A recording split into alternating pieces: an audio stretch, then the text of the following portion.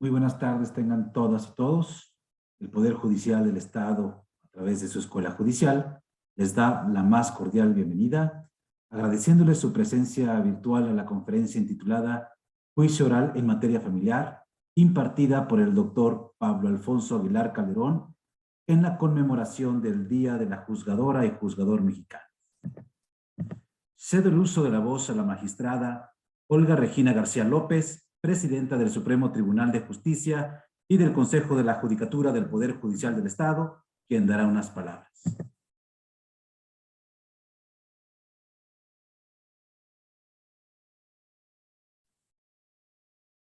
Magistrada, por favor, active su micrófono para poderla escuchar. Muchas gracias. Sí. ¿Listo? Sí, muy bien. En el marco del Día de la Juzgadora y Juzgador Mexicano, me es grato saludar en primer término al maestro David Turrubiates, director de la Escuela Judicial, así como a todas las juezas y jueces que nos acompañan en esta transmisión. Reiterarles mis sinceras felicitaciones, así como el compromiso del Poder Judicial del Estado para seguir contribuyendo con su actualización constante, para responder de la mejor manera a la demanda de la sociedad. Y qué mejor manera que a través de esta videoconferencia denominada el juicio oral en materia familiar, que nos hará el honor de disertar el doctor Pablo Alfonso Aguilar Calderón. Muchas gracias, doctor, por aceptar esta capacitación el día de hoy. Y en San Luis Potosí le reiteramos siempre nuestra admiración y respeto, el cual cuenta con una amplia trayectoria y producción académica sobre el derecho familiar, derecho procesal familiar oral y diversos temas que seguramente abonarán al bagaje jurídico con el que ya cuentan todos y todas nuestros juzgadores. Igualmente a los magistrados, magistradas que se encuentren presentes y al público en general que hoy nos acompaña. Muchas gracias al ponente, a los juzgadores, y los dejo en muy buenas manos. Buenas tardes.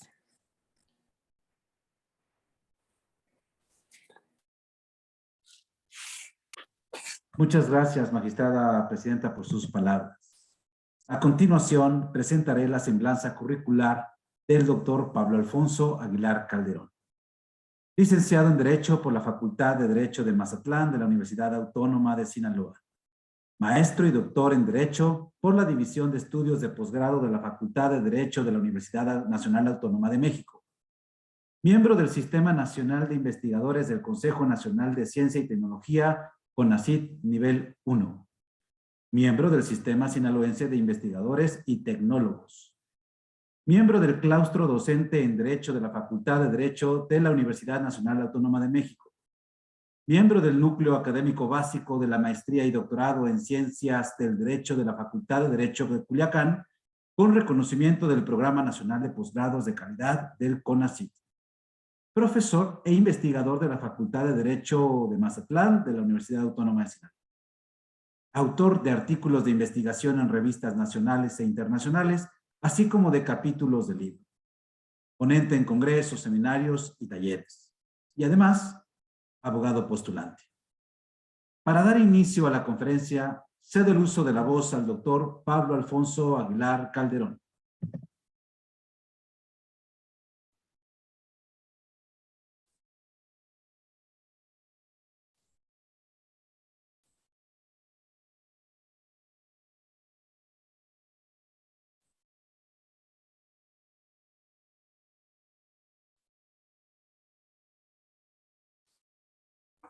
Muy buenas tardes, tengan todos ustedes de antemano una felicitación por esta conmemoración del Día del Juzgador y Juzgadores Mexicanos. Les agradezco profundamente la invitación a participar en esta conmemoración. Me siento muy honrado de estar aquí con ustedes ante grandes conocedores del derecho. La verdad, me siento muy halagado por la invitación.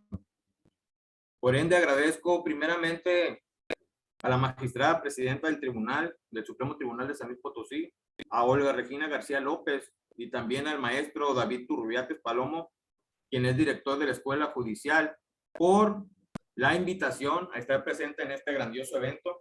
Como les repito, me siento muy honrado. Muchas gracias, magistrada. Muchas gracias, maestro Turrubiarte, por la invitación y por las facilidades otorgadas para estar aquí con ustedes. Vamos a tratar el tema, le llaman conferencia, yo lo veo como una plática entre personas que somos fieles seguidores y respetamos a la familia y al derecho familiar. Estoy muy contento de estar frente a grandes administradores de justicia, jueces, magistrados de amplia trayectoria, que comparten con un servidor la pasión de el derecho familiar y procesal familiar. No vengo a tratar de persuadirlos ni de convencerlos, simplemente vengo a exponer un poco cuál es la situación de los juicios orales en materia familiar que impera ahorita en la República Mexicana. Repito, muchas felicidades y vamos a dar inicio a esta plática. Como todos ustedes saben, la familia es lo más importante. Es la célula básica para el desarrollo de la sociedad y del propio Estado. No podemos concebir una sociedad sin familia y por ende el Estado debe garantizar la protección de la misma. Todos sabemos del concepto tradicional de familia como institución social, es decir, sabemos que todas las instituciones o figuras jurídicas del derecho familiar son de orden público e interés social. Y sabemos sus orígenes que vienen del matrimonio, concubinato, parentescos y los grados de parentesco. Así pues, esta institución tan noble que es la familia está sancionada por el orden público e interés social. Así pues, de ahí radica la importancia de tener normas reguladoras de la institución. Tal es el caso del papel del derecho familiar que regula nuestras relaciones, las relaciones familiares internas, externas, con otras familias y el propio Estado. Por eso afirmo categóricamente, me atrevo a decirlo, que el derecho familiar es una de las ramas del derecho más importantes, pues su rol fundamental radica en regular las relaciones del elemento básico y fundamental de la sociedad, que es la familia. Así pues, hablábamos de orden público, que es un fin primordial para la protección de la familia. Estamos hablando, cuando nos referimos de orden público, de acuerdo a diversos estudiosos y teóricos del derecho familiar, hablamos de ese rol del Estado. Ese rol del Estado que tiene para con la familia. Nos referimos a que es una intervención del Estado, pero no es directa. ¿Por qué no es directa? Porque el Estado no puede meterse a su familia a decir cómo vas a criar a tus hijos, pero sin embargo, crea las condiciones necesarias para proteger el núcleo familiar. ¿Cuáles son esas condiciones necesarias?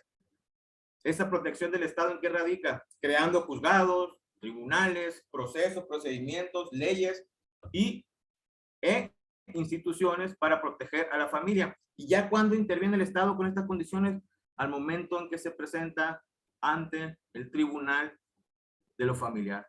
Otro fin importante es el interés social, porque siempre hemos visto que en nuestras legislaciones se define a la familia y al derecho familiar como instituciones de orden público e interés social. El interés social radica en aquel conjunto de principios morales y normas jurídicas que están integradas para salvaguardar a la familia. Así pues, otro principio que ha tomado más auge aún en los últimos años es el interés superior del menor. Fundamental porque ellos serán el futuro de nuestra sociedad y es de vital importancia crear esas condiciones para garantizarle un sano desarrollo y crecimiento a través de la protección por medio de las leyes familiares y de ustedes, que son los administradores de justicia, quienes están ahí en el campo de batalla para proteger a la familia. ¿Y quién mejor que ustedes, los administradores de justicia, para corroborar esto que les voy a afirmar? Cuando menos aquí, en algunos sectores de la comunidad jurídica en el estado de Sinaloa, y también los he escuchado en otros estados, nos afirman que el derecho familiar y el derecho procesal familiar es muy sencillo. Y no es así. Por eso, a veces estas ramas del derecho pues son subestimadas por la misma comunidad jurídica. Sin embargo, es una de las ramas del derecho más importante por la naturaleza de los individuos que protege. Por eso es necesario que el derecho familiar y el procesal familiar estén en constante actualización acorde al contexto de la época en que se vive, acorde a las nuevas necesidades de una sociedad siempre cambiante que acudirá ante ustedes, órgano jurisdiccional, a solicitar justicia pronta y expedita. Por lo anterior, es de fundamental importancia la creación de procesos nuevos o procedimientos que sean más efectivos para poder resolver y dirimir las controversias de la familia. El fundamento jurídico lo tenemos en el artículo 1 constitucional, una vez que a partir de la reforma de 2011 pasaron a ser, de ser garantías individuales a derechos fundamentales que México reconoce a través de los tratados internacionales como Estado parte y tiene la obligación de garantizarlos. Y uno de ellos es la protección a la familia fundamentada en el artículo 4 constitucional. Ahora bien, ¿cuál es la situación actual de las legislaciones para la familia en México? El derecho familiar y el derecho procesal familiar, hablando de legislaciones sustantivas y adjetivas que regulan las relaciones familiares, son de carácter local. Es decir, cada estado de la República Mexicana tiene su propio código familiar o código civil, así como de procedimientos ya sea familiares o civiles. Es decir, el derecho familiar y procesal familiar es derecho local. Tenemos entonces que, en relación a las legislaciones para la familia en México, solamente 10 estados de la República tienen código familiar. Hablamos de Coahuila, Hidalgo, Michoacán, Morelos, Oaxaca, San Luis Potosí, Sinaloa, Sonora, Yucatán y Zacatecas. He de mencionarles que el más reciente es el de Oaxaca, el cual entró en vigor en diciembre de 2021. Mientras que 22 estados de la República aún siguen concentrando el derecho familiar o las instituciones de derecho familiar en el Código Civil. A pesar de que la autonomía del derecho familiar ya fue comprobada científicamente por Huitrón Fuentevilla ya a finales de los años 70. Sin embargo, se ha avanzado paulatinamente para que la familia tenga sus legislaciones exclusivas. Con respecto a Código de Procedimientos Familiares, solamente 6 estados tienen Código Procesal Familiar: Coahuila, Chihuahua, Hidalgo, Morelos, Sinaloa y Yucatán. Y el resto de los estados de la República tienen Código de Procedimientos Civiles. Surgió la idea o surgió un decreto por allá de septiembre de 2017 donde se ordenó legislar para crear un código único en materia procesal, civil y familiar. La idea es buena, homologar los procesos, pero aún uniendo al civil con el familiar. Tuvieron como fecha límite para su promulgación el 14 de marzo de 2018. Es decir, tuvieron un término de 6 meses para crear un sistema único, algo semejante como lo que ocurrió en el derecho penal a partir de la reforma de 2008. Se presentaron 2 iniciativas de ley. Una el 30 de octubre de 2017 por parte del Senado de la República, en donde en materia procesal se continuó con la estructura del juicio ordinario, conocido por algunos autores especialistas procesales como el juicio tradicional, donde no se consideraron los principios de la oralidad. Otra iniciativa que se presentó en ese periodo de sesiones fue en la Cámara de Diputados en febrero de 2018, donde el proceso tenía tendencias hacia la oralidad, teniendo una estructura de 2 audiencias, audiencia preliminar y audiencia de juicio. Pero he de señalarles que ninguna fue o ha sido aprobada. Se venció el término para su promulgación. Después, el pasado 12 de mayo de 2021, se otorgó un amparo donde se ordenaba que se retomara la promulgación de una legislación única a nivel nacional en materia civil y familiar. Es decir, este amparo se le otorgó a la Barra Mexicana Colegio de Abogados porque fundamentaron que existía una omisión legislativa en el tema y se fijó como término el 15 de diciembre de 2021 pasado. ¿Y qué creen que pasó? Como siempre, se deja al derecho familiar y procesal familiar de lado y en último lugar, y el Congreso no promulgó nada y cometieron omisión legislativa inconstitucional o inconstitucionalidad por omisión. Término muy conocido por ustedes, donde pues el legislador, de acuerdo con Rodríguez Ortega, no realiza su trabajo en un tiempo razonable. Entonces, no cumplieron con su obligación de promulgar la legislación única en materia civil y familiar, de antemano, afirmando que no hay sanciones claras cuando se comete omisión legislativa. Es un tema actualmente en mucho estudio, pero no existen sanciones determinadas debido a los procesos tan difusos. Algunos se van por juicio de amparo, otros por acciones de inconstitucionalidad, etc. El punto para nuestro tema de interés, que es el derecho familiar y procesal familiar, no se expidió la legislación única para homologar el proceso en todo el país. Entrando en materia ya de juicios orales, existieron algunas causas que originaron el movimiento de la oralidad. Esto de acuerdo con teóricos como Mauro Capelletti, famoso por ser precursor de la oralidad, en donde nos afirma que surge como reacción a las características y defectos del juicio ordinario. Según Capelletti, esos defectos del juicio ordinario eran que predominaba el elemento escrito sobre el elemento oral, es decir, el excesivo intercambio de escritos que predominaba sobre la oralidad. El segundo defecto que él detectó es la falta de inmediatez, es decir, él afirmaba que no existía contacto personal del juez con las partes o con los involucrados en el proceso, tales como actor, demandado, testigos, peritos, etc. Además, que pues este proceso no estaba caracterizado por la publicidad debido a la falta de inmediación del contacto del juez con las partes.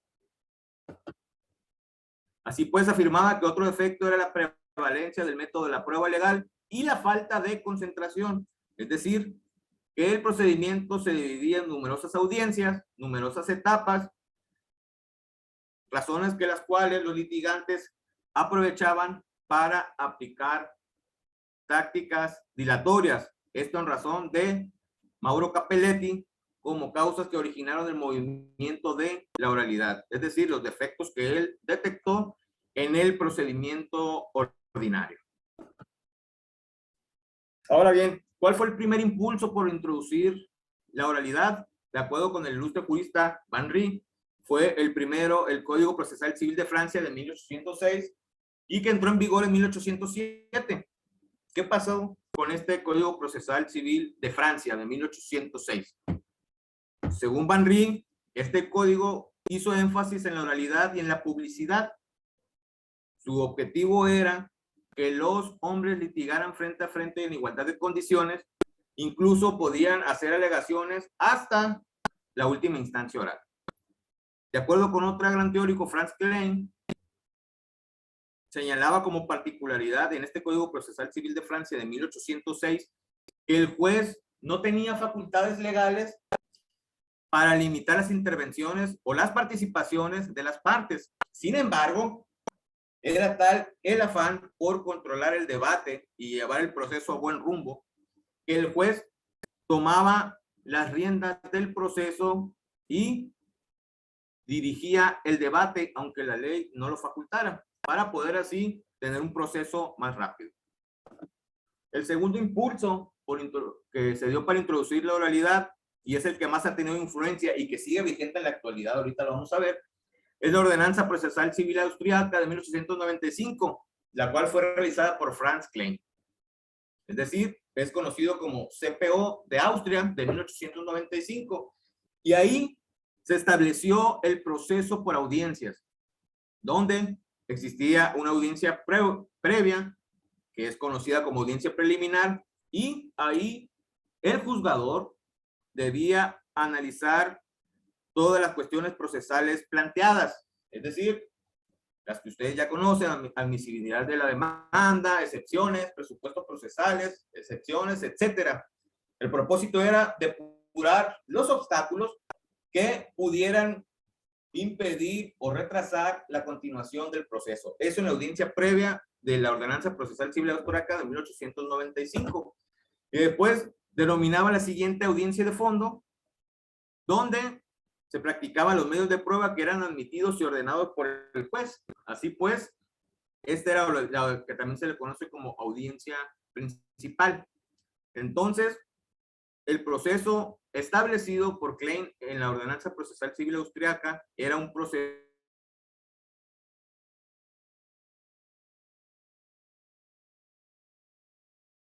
que están en contra de los juicios orales, que este proceso no excluyó de ningún modo el elemento escrito. ¿Qué quiere decir eso? Que se complementó la oralidad con la escritura, tratando de aprovechar las ventajas de cada uno de esos elementos. Fase inicial escrita, práctica de las audiencias orales. Así pues, levantando una acta circunstanciada de todo lo ocurrido en las audiencias.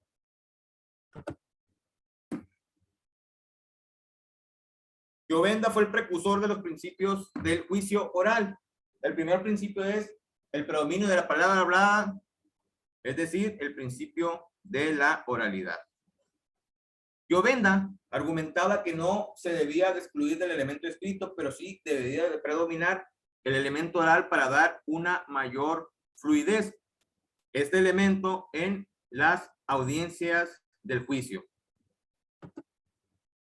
El siguiente principio enunciado por Llovenda fue el principio de inmediación, es decir, esa interacción o relación que existe entre el juez y las personas implicadas en el proceso, donde exige que el juzgador esté presente en la etapa probatoria y que tenga contacto directo con las partes. Es decir, para que no pudiera ser influenciado por levantamiento de declaraciones o información de terceros. El siguiente principio es la identidad física de las personas. ¿Qué es esto? Que los trabajos del tribunal debían de realizarse con todas las personas que debieran de estar ahí. Además, otro principio clave es el de concentración, el cual pide Llovenda que el juicio se resuelva, de ser posible, en una sola audiencia o en el menor número de audiencias, y que se fije con las fechas lo más próximo posible. Estamos en el entendido de que en la práctica es muy complicado porque depende del cúmulo de trabajo que tienen los tribunales y de la agenda del tribunal, además que la legislación los faculta para ello. Después nos aclara que es viable que no se impugnen las sentencias interlocutores de forma separada y el principio de publicidad, que se debe entender de dos formas: que terceros puedan admitirse en juicio y que estén presentes las partes implicadas en la litis. Sabemos de antemano que en el derecho familiar este principio de publicidad está limitado en relación a cuando se trata o están involucrados menores de edad. Ahora bien, ¿qué es lo que está pasando ahorita en la República Mexicana? ¿Cuáles son los procesos que se están llevando a cabo? Se están realizando el juicio ordinario, el juicio sumario, y también se están haciendo juicios orales. Uno que se realiza con una sola audiencia concentrada oral y otro que tienen dos audiencias, audiencia preliminar y audiencia de juicio oral. Por ejemplo, en el estado de Sinaloa se sigue utilizando el juicio ordinario, con la estructura que todos ustedes ya conocen: demanda, contestación escrita. Hay un término de 9 días. Se abre el periodo probatorio, 10 días, y nos dicen que en un periodo menor a 40 días se debe de hacer la audiencia de desahogo de pruebas. Esto entiendo que está sujeto a la audiencia del juzgado. Después de realizar la audiencia, hay un periodo para alegatos de 6 días y la sentencia en 8 días. Luego está el juicio sumario, que todos sabemos de su carácter concentrado y breve, dada la naturaleza de los asuntos que trata. Igual con el inicio escrito, el ofrecimiento de prueba pues será en el escrito inicial, y la audiencia de pruebas y alegatos se supone que en un término de 10 días. Se realiza, se supone, los alegatos orales, y la sentencia se puede dictar en la propia audiencia o en un lapso de 8 días. En la Ciudad de México, ¿qué está pasando? Se implementó el juicio oral en materia familiar ya hace algunos años. Es preciso señalarles que el inicio no fue exitoso, pero se entiende que es por el proceso de adaptación al nuevo proceso, capacitaciones, recurso humano, etcétera. Entonces, como se puede aquí apreciar, el inicio del proceso es escrito: demanda, contestación y las posibles reconvenciones. Después se lleva a cabo una audiencia preliminar que es de carácter oral, la cual se divide en 2 partes, que de antemano aquí se rompe, cuando menos en la estructura, el principio de inmediación, porque la primera parte de la audiencia preliminar oral es una junta anticipada ante el secretario, con el propósito de proponer algún convenio, hacer acuerdos sobre hechos no controvertidos y sobre acuerdos probatorios para no dilatar el proceso.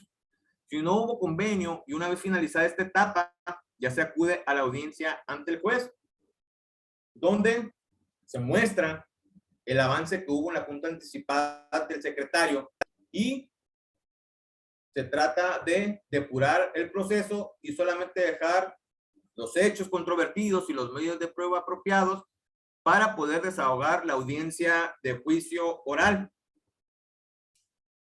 la cual inicia con alegatos orales de apertura, se desahogan los medios de prueba acordados, hay alegatos orales finales y se puede dictar sentencia ahí o en un término de 15 días, dependiendo de la complejidad del asunto o de la naturaleza del asunto que se esté ventilando. Todo esto facultado por el Código Procesal Civil de la Ciudad de México. Esta es una estructura de juicio oral que se está manejando en la actualidad. Este juicio ustedes lo conocen también porque está facultado en su legislación. Es el Estado de Sonora para ciertas y cuáles instituciones o asuntos. Entiendo que también tiene que haber un consenso para ver qué asuntos por su naturaleza o por su urgencia pueden realizarse de forma oral. Este es otro modelo donde hay una audiencia de pruebas y alegatos oral o audiencia concentrada, demanda, contestación escrita, y en la audiencia pues ya se desahogan las pruebas y puede dictarse ahí sentencia o en un término de 5 días. Luego tenemos el que denominan en Quintana Roo el proceso ordinario, que de acuerdo a lo establecido en la legislación es de carácter local. Pero aquí se tiene una particularidad. Ya sabemos que el inicio, demanda, contestación y posibles reconvenciones, etcétera, son escritas. Pero esta etapa inicial la lleva, según la legislación, es revisada por un juez que se lo denomina juez de instrucción, quien se encarga de la admisibilidad de los escritos iniciales para después que se realice la audiencia inicial oral ante otro juez que se le denomina juez oral. Entonces, primera etapa en Quintana Roo, de acuerdo a su proceso ordinario, es llevada por el juez de instrucción. El objetivo igual de la audiencia inicial ante el juez oral: primero se intenta la conciliación, luego fijar el objeto del proceso, así como tratar de depurar, desechar pruebas y desechar hechos que no sean controvertidos para la materia del asunto. Y finalmente, llegado y depurado el proceso, se fija la fecha y hora para la audiencia de juicio, que es de carácter oral, con semejante estructura a las anteriores. El propósito: desahogar pruebas, alegatos y dictar sentencia en un término de 10 días. Esto como particularidad del proceso ordinario que se realiza de forma oral en Quintana Roo. Lo que más me llamó la atención es la figura del juez de instrucción y del juez oral. Eso es lo que establece la legislación. El siguiente es el proceso ordinario que utilizan en el estado de Chihuahua.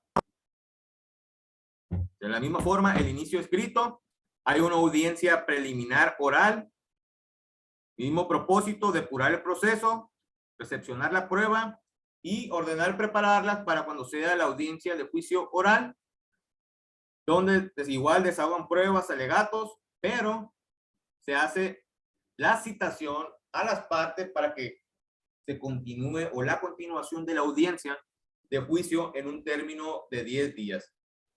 Es decir, la audiencia de juicio oral es para desahogo de pruebas y alegatos orales finales, porque la sentencia se realiza o se dicta dentro de 10 días en la audiencia de juicio oral. Esto con respecto al estado de Chihuahua, proceso ordinario, pero que es de acuerdo a su legislación de carácter oral. Finalmente, tenemos aquí con ustedes el procedimiento para las controversias del orden familiar, en el entendido que se refiere a aquellos que no tengan alguna tramitación especial. Igual, según la legislación, el Código de San Luis Potosí, ahí con ustedes, la demanda se puede interponer de forma oral escrita, así como la contestación, y hay una audiencia concentrada de pruebas y alegatos de carácter local. Incluso facultan ahí para poder dictar la sentencia o en un lapso de 8 días. Esto en relación a los diferentes procesos, la mayoría orales, que se están utilizando en el país. Esa es la tendencia que hay ahorita, los distintos procesos. Aquí les presento una tabla donde se concentra por estado y que de acuerdo a su legislación están utilizando algún modelo de juicio oral, cuando menos establecido así en su legislación. Ya vimos el estado de Sonora, también vimos el estado de Zacatecas. Hay estados donde se realiza, por ejemplo, San Luis Potosí, una audiencia principal solamente concentrada oral. El inicio es oral o escrito y la sentencia se dicta en 8 días. Por ejemplo, tenemos el estado de Nuevo León, que ahí sí se realizan 2 audiencias, audiencia preliminar y audiencia principal. Tenemos también en el estado de México, inicio escrito. Igual se supone que se realiza 2 audiencias, ya sea preliminar y luego audiencia principal, y la sentencia puede ser dictada ahí en audiencia o en un lapso de 5 días. Ya analizamos también el estado de Quintana Roo. Está en Guanajuato, hay un oral ordinario y un oral especial, pero estos, cuando menos uno de ellos, se aplica para lo que llamamos antes en algunos estados como jurisdicción voluntaria. Es el mismo caso de Sinaloa, por eso no presenté la estructura de esos denominados procedimientos oral no contencioso y no contencioso. Está la estructura de la Ciudad de México y del estado de Chihuahua que acabamos de analizar. Entonces, a pesar de que existen distintos procesos para resolver o dirimir las controversias de derecho familiar en nuestra República Mexicana, pues todos los estados han buscado la manera más efectiva de resolver esas controversias. Ustedes que son administradores de justicia, jueces, magistrados, funcionarios judiciales, saben que en el ejercicio profesional, ya sea de ustedes o de los abogados, así como de las partes que acuden a tribunales, pues es notorio que algunos procesos pues, no son los más adecuados o eficientes para tener una justicia rápida y efectiva. Como todo, existe la posibilidad de que algunos sí, pero esto va relacionado no porque los abogados o los funcionarios judiciales lo quieran, sino que hay diferentes factores. Hay lagunas legales, cuestiones de instalaciones, de recursos humanos, incluso, y algo muy común, la mala praxis de los litigantes. Eso es una realidad. Ahora bien, sin ánimos de persuadir a nadie, solamente estamos haciendo una exposición de la situación actual de los juicios orales en materia familiar en nuestro país. Representa una pequeña lista de ventajas y desventajas de la implementación de este tipo de procesos. De acuerdo a los teóricos y a lo que se vive actualmente, una de las ventajas es que se supone que con la oralidad hay una mayor celeridad en la resolución de conflictos familiares.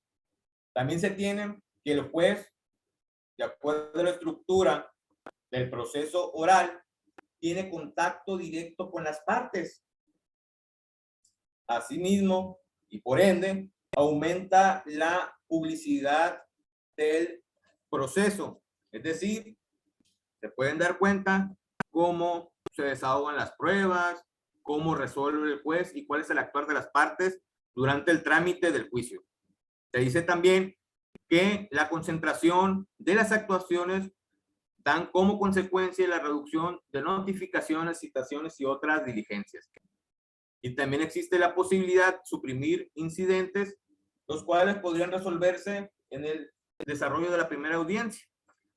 Y para aquellos teóricos que tienen conflicto con la oralidad, o los de la oralidad que tienen conflicto con la escritura, aquí en los juicios orales, pues, los dos elementos se complementan tomando las ventajas de cada uno de ellos. Al final de cuentas, el elemento escrito es fundamental tanto para los escritos iniciales como para redactar todo lo actuado en la audiencia y tener un sustento en la sentencia y en los expedientes, a pesar de que sean digitales, a pesar de que ahora en las audiencias también existen las videograbaciones, no se puede excluir la escritura de la oralidad. Algunas desventajas de los juicios orales en materia familiar. Es necesario señalarles que sí, se necesita mayor recurso humano, jueces, personal, instalaciones. Es decir, se requiere mayor presupuesto. Asimismo, se necesitan litigantes más capaces y que se preparen la cuestión del sistema oral. Pues el desconocimiento de este tipo de procesos puede retardarlos e incluso afectar a las partes. Asimismo, una mala dirección de un juez o el desempeño del litigante o mal desempeño del litigante puede extender el proceso más de lo necesario y finalmente se le exige una mayor carga de trabajo para los jueces, como si no tuvieran muchísimo trabajo en la actualidad, porque es fundamental la labor que realiza. Finalmente, como conclusiones de esta plática, les puedo decir que el derecho familiar es una de las ramas más importantes del derecho, aunque algunas veces sea subestimado por la comunidad jurídica. También requiere pues estar en constante actualización acorde a las necesidades de la sociedad siempre cambiante. El derecho familiar es una rama autónoma del derecho, por ende necesita tener legislaciones exclusivas para las instituciones de derecho familiar y para su proceso. También los juicios orales pues no son nuevos, a pesar de que solamente retomamos, por decir de alguna manera, algunos antecedentes históricos contemporáneos para fines prácticos de la utilización del proceso que está en la actualidad. También podemos afirmar que es viable la homologación del proceso familiar, aunque dependa de muchos factores. La oralidad no excluye la escritura. Por ende, también se requiere una mayor inversión en administración de justicia familiar. La familia es lo más importante, por eso no se debe escatimar en el presupuesto, ya sea para instalaciones, recurso humano o capacitación. Así pues, para todo proceso de mejora en el procedimiento familiar, es necesario la consulta a la comunidad jurídica, consultarlos a ustedes, jueces, magistrados, funcionarios judiciales, tomarles parecer, ustedes que están en el campo de acción, para poder implementar un proceso que sea viable para la resolución de conflictos familiares, sea oral, sea escrito, sea mixto, que en realidad los juicios orales son mixtos.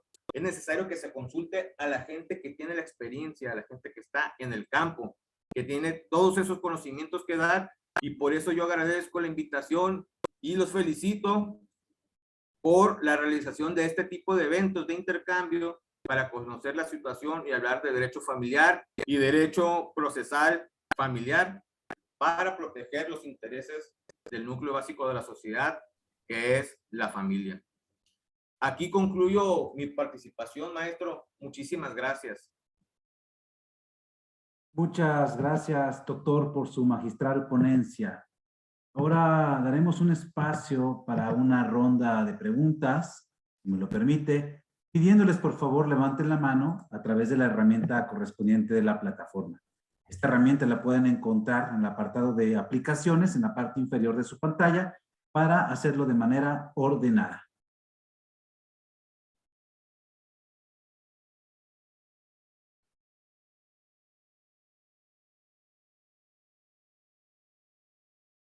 También lo pueden hacer a través del chat, quienes por alguna razón no logren encontrar esta herramienta. Y tenemos al licenciado Aarón García Aranda. Permítame, por favor, licenciado, para poder activar su micrófono. Le pido también al área de tecnología de información que me apoye con la activación de los micrófonos.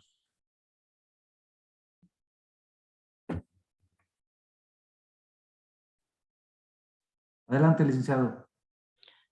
Gracias, maestro Turberto. Maestro Pablo Aguilar, se mencionaba en el 2018 que con motivo de las elecciones a presidente de la República se había suspendido la reforma de los juicios orales en materia familiar y civil.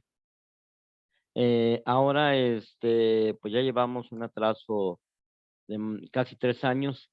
¿Cree usted, maestro, que algún día se pueda llevar a efecto la reforma a los juicios orales, tanto civiles como familiares, considerando en una opinión muy particular que sería de gran avanzada el poder implementarlos, porque pues se sabe de que en materia oral penal pues llevamos un atraso de 20 años con Costa Rica o inclusive con Honduras, con toda Centroamérica. Entonces, maestro Pablo, ¿usted qué opina? ¿Cree que algún día se pueda llevar a efecto esta reforma? Gracias. Gracias, licenciado, por su participación.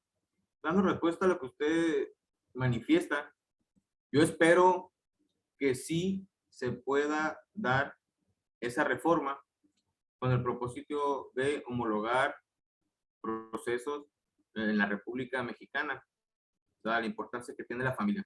Hay un atraso, definitivamente. Por eso es importante, desde nuestras trincheras, hacer presión con respecto a lo que conviene más para la administración de justicia familiar, ya sea la organización de foros, conferencias, debates, publicaciones de artículos, congresos, y que toda esa información llegue o aterrice a quienes deben de llegar, en este caso, los legisladores.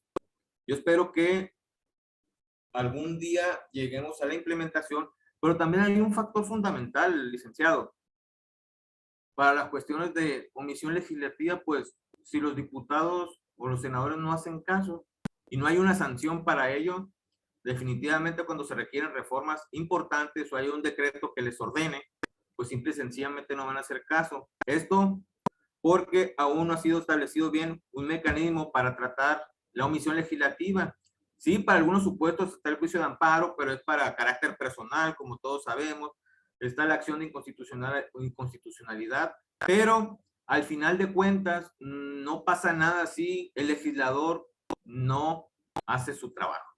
Así que debemos de hacer, desde una perspectiva particular, presión desde nuestras trincheras para impulsar la avanzada del derecho procesal familiar.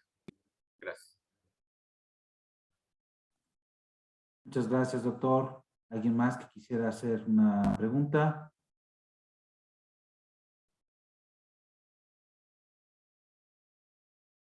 Evidentemente no.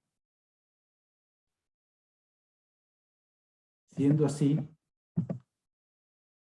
me voy a permitir leer este reconocimiento que se le extiende al doctor por su participación. Dice, el Poder Judicial del Estado de San Luis Potosí, a través de la Escuela Judicial, otorga el presente reconocimiento al doctor Pablo Alfonso Aguilar Calderón por haber impartido la videoconferencia Juicio Oral en materia familiar en la ceremonia de conmemoración del Día del Juzgador y Juzgadora Mexicanos.